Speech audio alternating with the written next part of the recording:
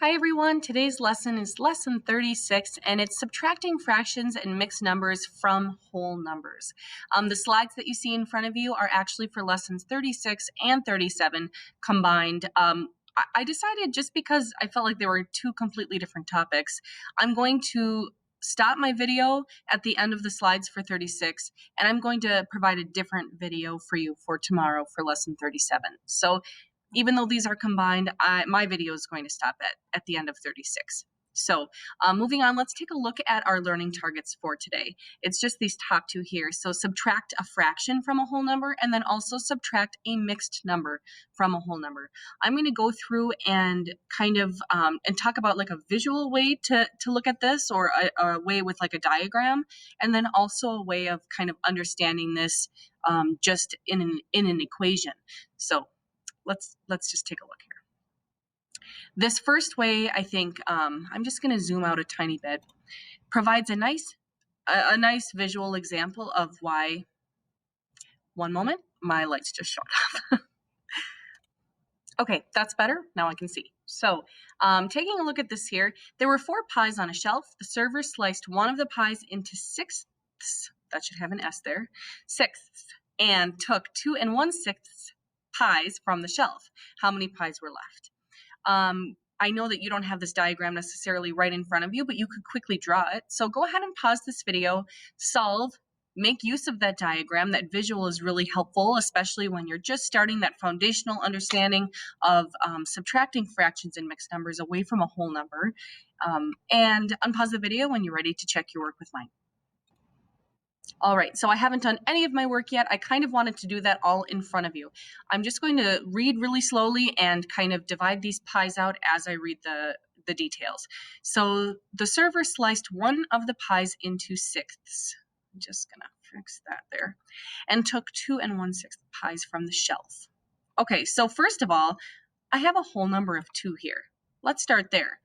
So the server took this pie and this whole pie from the shelf, and some more, right? Cut one of the pies into sixths. That means that that was not a very straight line. I am not using my touchscreen Chromebook. I am using a mouse on my regular laptop, and it's a little tricky. All right, that's my best attempt at cutting that into sixths. I am filling in 1 slice because 1/6, 1 out of 6 pieces were also taken. So yeah, she took this many. The ones that I colored in, she took. So how many pies were left? Well, how many whole pies were left? 1 for sure. All right, so we have 1 whole pie left. And then, of course, the denominator to my fraction is still 6. So how many out of 6 pieces are left? 1, 2, 3, 4, 5. My answer is 1 5/6. I want to point something out to you, though. So we did that just completely visually.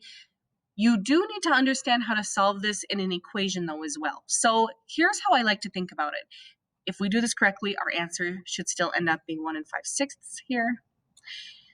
We have 4 minus 2 1/6. That's ultimately what we just did. We have nothing to take our fraction away from right now, and we need to provide a fraction. So this goes back to your knowledge of, 3rd grade or even before, of borrowing, or what we know now. We don't say the word borrow anymore in math. The word is regroup. So we're going to regroup our 4 in an effort to provide a fraction here to take something away from.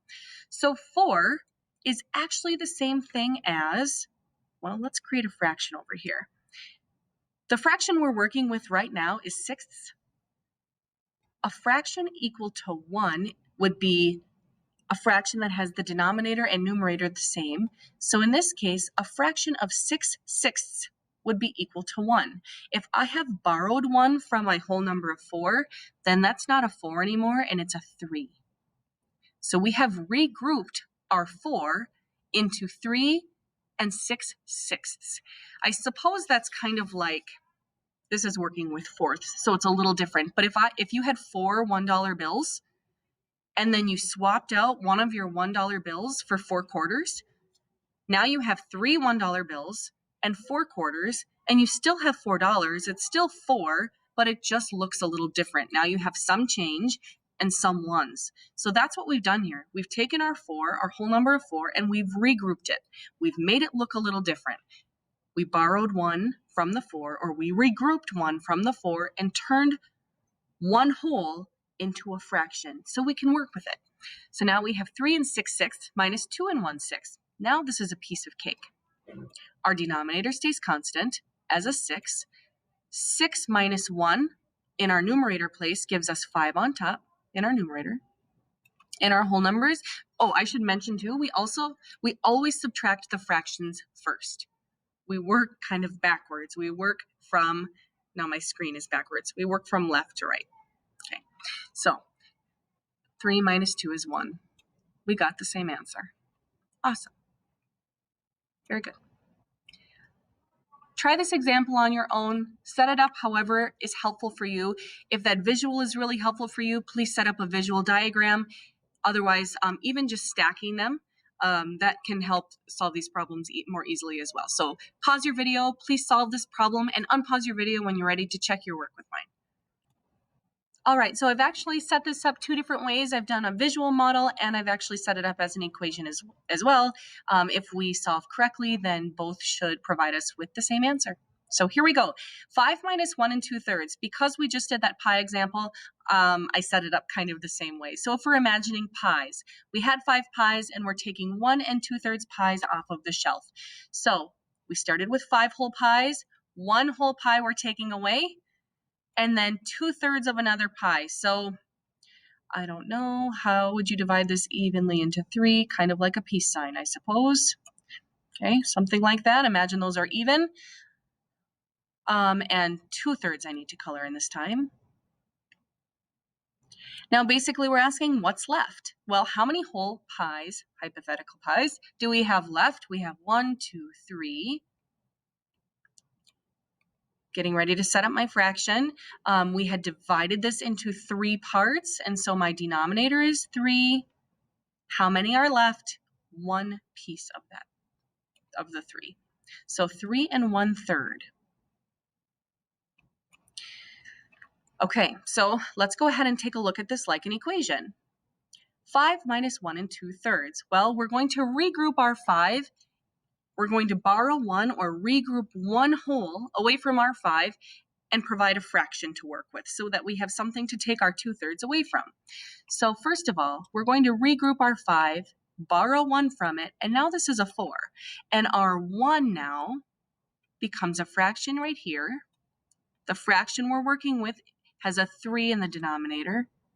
So now you ask yourself, well, what would need to be in the numerator's place in order to make this fraction equal 1 or the same value as 1? Well, 3 out of 3. 3 over 3 is the same as 1. So let's put a 3 here. Now we're ready to do some work. 5 is the same as 4 3/3. Same thing. I'm going to always subtract my fractions first, so I'm going to go ahead and set up my fraction bar. I know that my denominators are going to stay constant. They're both 3. That's going to go right there already. Now I just have to work with my numerators on top. I have 3 minus 2, and that gives me 1. Now I subtract my whole number parts. 4 minus 1 is 3. And look at that. We got the same answer. Nice work.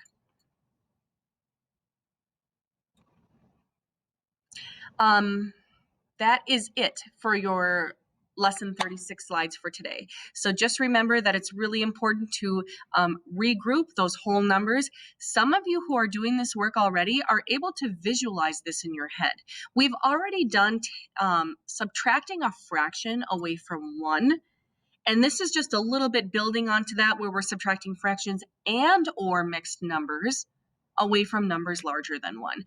Up until this point, I've had some conversations with you.